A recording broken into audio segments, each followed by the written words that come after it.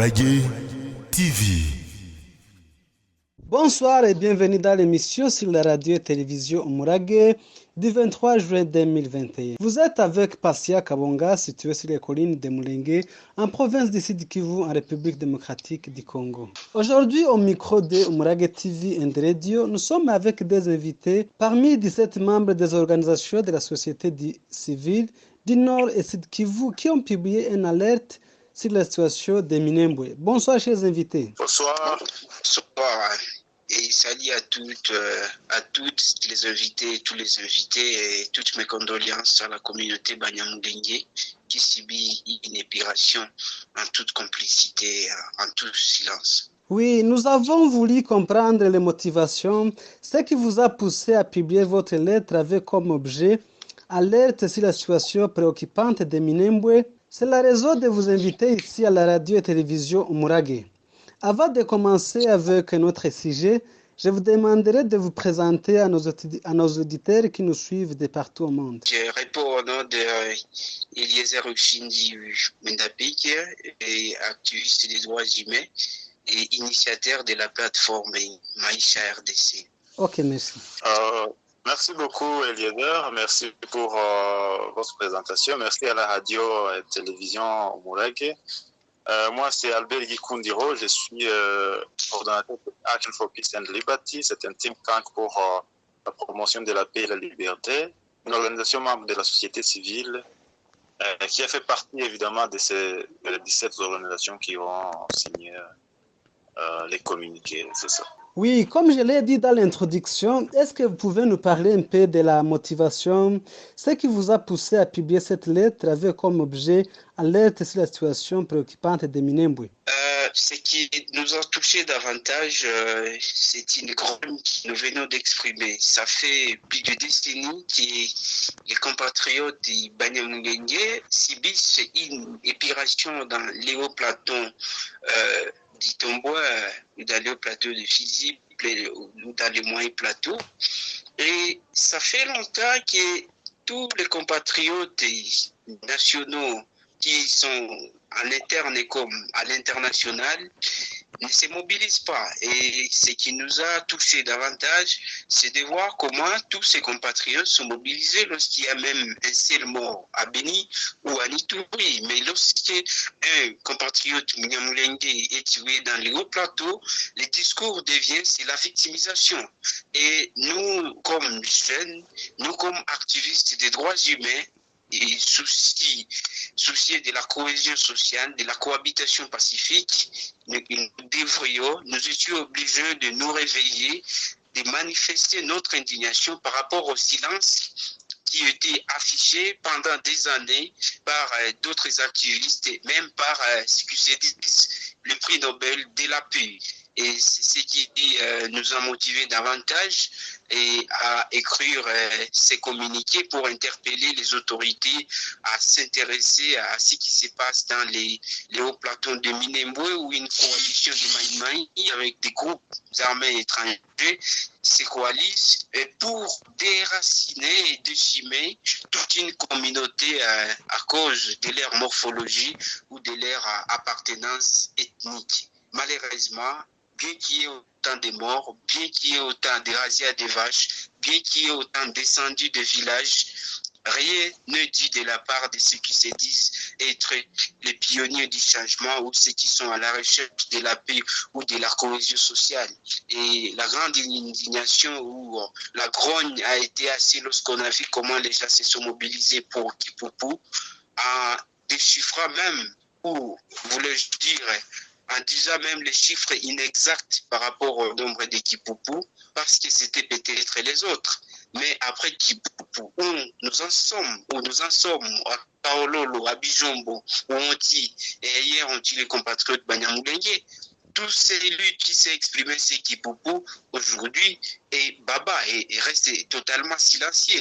Au contraire, les messages continuent à pincer le couteau dans le plaid des compatriotes Banyamulenge. Lorsque on arrive à dénoncer un crime qui les touche, on dit c'est la victimisation qu'ils entrent chez eux. Et c'est une apologie des crimes de Maïmaï qui déracinent cette communauté congolaise. Voilà aussi ce qui nous a motivés à écrire ces communiqués.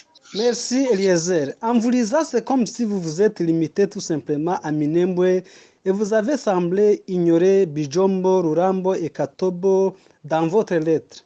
Pourquoi cette singularité? Ce n'est pas une singularité parce que quand on parle des hauts plateaux, on voit tout celui qui subit les atrocités et il n'y a pas une question d'exclusion parce que partout où Munyamulenge vit, il est victime. S'il n'est pas victime, en fait, je disais dans votre lettre, vous avez dit alerte sur la situation préoccupante de Minembwe. Minembwe n'inclut pas Rurambo, n'inclut pas Katobo, n'inclut pas Bijombo. Pourquoi cette singularité?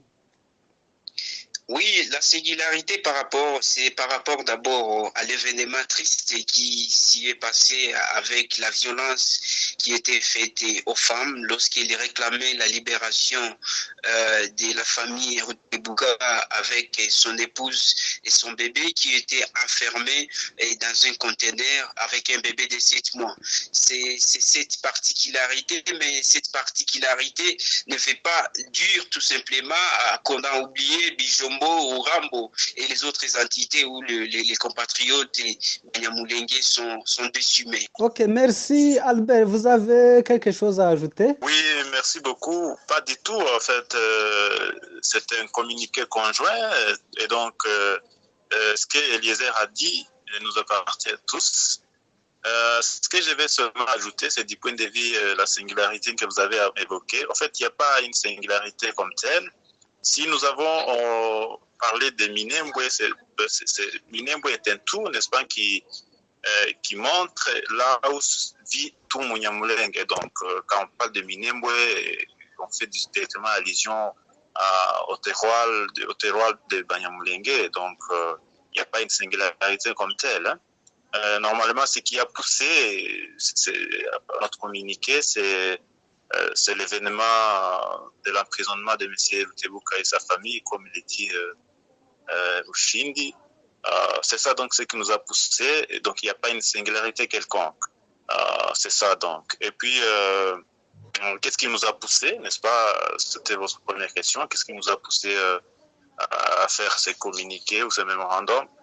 Je n'ai rien. Je vais m'acheter parce que je vais encourager les amis parce que ça fait longtemps, on est motivé, on cherche à parler, on cherche à dénoncer, mais quand on les dit seul, on dit toujours que c'est une victimisation. Je suis alors content que les amis d'autres communautés, n'est-ce pas, puissent se joindre à nous et dénoncer. C'est déjà l'avancée très significative. Je ne peux qu'encourager tous les amis à travers Monsieur Eliezer. En tout cas, bon courage. Le combat est encore trop long. Le Congo nous appartient tous. Et vous avez un rôle à jouer, n'est-ce pas ça? Bon courage, tout simplement, c'est ça. Merci Albert. Est-ce que vous pouvez nous rappeler les 17 organisations qui ont signé sur cette communiqué? Ah oui, merci beaucoup. Je vais pouvoir commencer par notre organisation. Il y a, n'est-ce pas ça, Action for Peace and Liberty, qui est mon organisation. Il y a, n'est-ce pas ça, la Lucha, n'est-ce pas? Il y a le mouvement Filimbi, il y a Raya Simama, il y a Academia, il y a Congo Mupia, il y a Sauvo la Nation, il y a Aluta Continua, et bien d'autres. Vous pouvez annexer les communiqués. Il y a toutes les organisations. Bien sûr, je ne vais pas citer les tout, mais voilà, en termes d'exemple. Et puis, les autres, vous les verrez au communiqué. C'est ça, c'est ça. Ok, merci. C'est depuis 2017 que la situation sécuritaire est préoccupante dans le plateau et plus particulièrement à Minembwe. Pourquoi c'est maintenant que vous êtes réveillé pour alerter sur cette situation? Peut-être Eliezer peut nous dire un mot. Ok. En fait, moi personnellement, je suis initiateur de la plateforme Maïcha RDC qui s'est intéressée, ça fait maintenant une année et presque 6 mois, sur la situation des hauts plateaux. Il y a ce qu'on a considéré la première, le réveil pour se concentrer sur ce qui se passe dans le haut plateau était venu lorsqu'il y a eu, dirais-je, le massacre de Kipupu.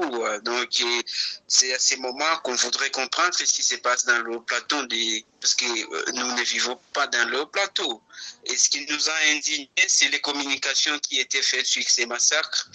Moi-même, personnellement, moi, Eliezer, sans le dire, j'avais déjà écrit un article pour interpeller même les Lucha Filimbi et les prix Nobel de la paix Denis Mukwege. Et tous ont tenu des communications qui n'ont pas permis la cohésion. Et aujourd'hui, nous voyons les conséquences de leurs communications.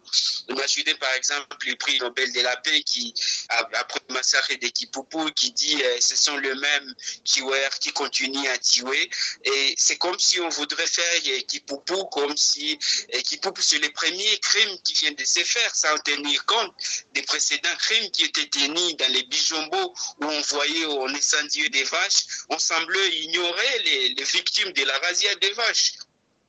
Ce qui nous a motivés davantage et en même temps on continuait à dénoncer je dirais les silences de ceux qui se disent les défenseurs des droits humains parce que nous la plateforme Maïcha on a vu qu'il y a la défense des droits humains, la promotion des droits humains, ça s'est fait à géométrie variable comme si les activistes regardaient les visages de ces qui meurent pour dénoncer les crimes qu'ils subissent ou les crimes lesquels ils sont victimes et on commençait à dénoncer. Aujourd'hui, j'encourage déjà certains Congolais qui se sont réveillés et regarder ce qui se passe dans les hauts plateaux. En fait, nul n'a choisi être bantou, nul n'a choisi être politique. Ceux qui se disent être des vrais Congolais au détriment des Banyamulenge doivent savoir que nous tous, nous sommes venus de quelque part. Toutes les communautés qui se battent dans les hauts plateaux, aucune communauté où j'ai vu des pygmées. Donc, si on entre même dans l'histoire, ce sont les pygmées les premiers occupants. On ne peut pas continuer à massacrer les Banyamulenge en disant que ce sont des immigrés, ce sont des étrangers. La question de la nationalité a été résolue, ça fait des années, en République démocratique du Congo. Nous ne sommes pas là pour rappeler même la résolution 1997/6 de l'ECOSOC, du Conseil économique et social de l'ONU, qui a interpellé encore le gouvernement congolais sur la question de la nationalité. Et donc, s'il y avait le silence par rapport à ce qui se faisait dans les hauts plateaux, c'est parce que d'abord, les sociétés civiles congolaises sont toujours prises par les hommes d'influence et par les leaders politiques et ceux qui se disent être les sociétés civiles pour défendre tous les citoyens. Semble, oui, évidemment, regarder les visages. On a vu avec ce qui s'est passé avec Kipupu. Et pourquoi aujourd'hui, lorsqu'il Munyamulenge est tué, au lieu de dire, par exemple, c'est la passivité de l'État, comme on dit à Beni, à Ituri et ailleurs, on dit c'est la victimisation, les Banyamulenge doivent cesser de se victimiser. Donc, ce sont des discours qui sont tenus par même des Maïmaï qui les déracinent, qui les tirent chaque fois. Et nous, étant Congolais, moi je ne suis pas Munyamulenge. Ma mère est ici et ma mère est Rega et mon père est ici. Mais ce qui nous unit, c'est l'humanisme, les sangs rouges. Autant qu'il soit Nilotu, autant qu'il soit Bantou, lorsqu'il meurt, c'est le sang rouge qui est tombé. Et nous, étant citoyens, épris du patriotisme, de la cohésion sociale, de la cohabitation pacifique, ce que nous devons prôner, c'est la cohésion, c'est défendre tout ça, qu'il soit sans verser ou sorti d'un lotif ou des bantous, il n'y a pas quelque chose qu'on peut nier d'ici et là. Donc, l'unité, la cohésion pacifique, c'est parmi les valeurs fondées pour que les pays puissent avancer. Ok, Albert. J'ai une petite question de curiosité. Comment vous avez pu réunir les 17 organisations? Est-ce que ça vous a coûté ou c'était vraiment un simple jeu? Pour la cause de l'Union. Merci pour la question. En fait, je n'ai pas fait qu'un effort pour réunir ces organisations. Je n'ai même pas appelé ces organisations des communiqués. Au contraire, hein. Ce sont entre eux, c'est parmi eux qu'il y a eu une personne de foi pour initier mon organisation même.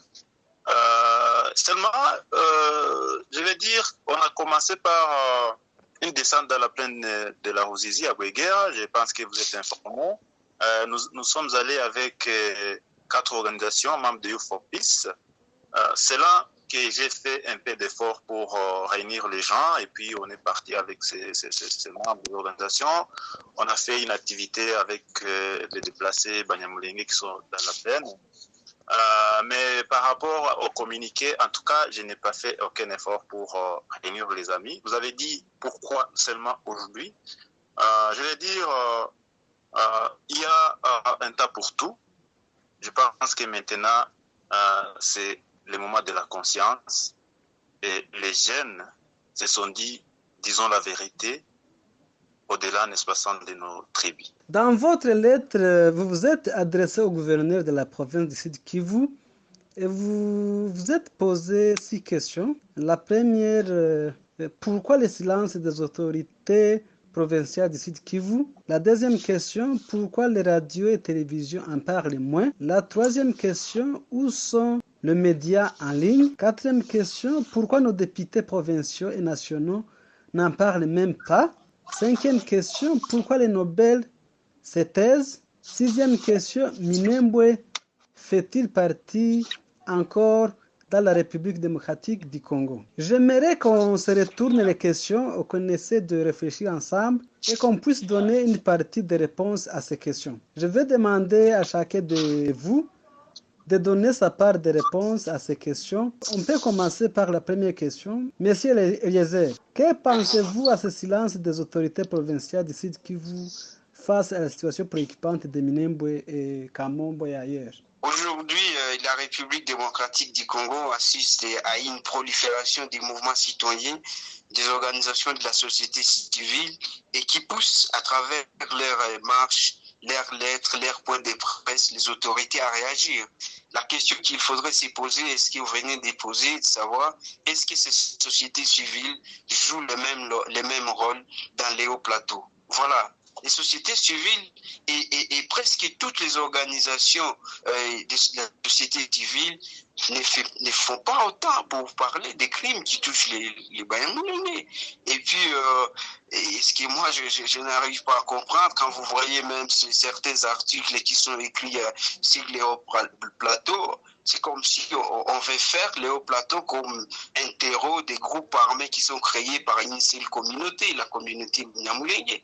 Vous avez vu l'article qui était écrit par une organisation Sécurité avec un titre Minembwe, un terreau des groupes armés Banyamulenge. Donc, les sociétés civiles et tout comme les mouvements citoyens n'arrivent pas à jouer les rôles comme ils les jouent ailleurs. La mobilisation est asymétrique. Il s'agit par exemple de Beni, Touri. Et selon vous, Eliezer, selon vous, pourquoi le membre de la société civile ne joue pas leur rôle comme il faut? En fait, c'est les fruits de l'extrémisme, c'est les fruits de la haine, c'est les fruits de la promotion de la parole, en disant et ce sont des étrangers qu'il ne faut pas défendre et comme si lorsqu'ils les compatriotes tués, ce sont des mouches qu'on voit. Donc, ce discours-là qui est développé même dans les faits, dans les faits faux. Dans les faits faux des gens de la société civile qui semblent vouloir, qui se cachent dans la société civile en disant qu'ils défendent des civils, mais ils défendent des civils selon la physionomie, selon les visages ou la morphologie des gens. Parce que vous avez vu comment Kipupu avait fait toller. Pourquoi Kaololo, pourquoi Bijombo, pourquoi Rurambo n'avait pas fait toller comme on avait fait à Kipupu. Et d'ailleurs, j'en profite pour dire, et tout en exprimant mes condoléances aux femmes concitoyennes Banyamulenge qui se trouvent à ce moment à l'aérodrome de Minembwe, si on préparait les femmes ou si on défendait les droits humains, je crois qu'il y a déjà les femmes qui étaient torturées ou violentées par quelques éléments des FARDC devrait déjà avoir un message de compassion et d'appel à la justice comme on a fait ailleurs. Mais vous allez constater que l'appel à la justice ou la défense des droits humains dépend de l'ethnie ou de la morphologie. Et donc, il y a une tussiphobie qui est dans l'intérieur des personnes qui gèrent des sociétés civiles et ce qui se disent défendre les droits humains ou tout ce qui se disent les pionniers ou ce qui se disent réparer les femmes.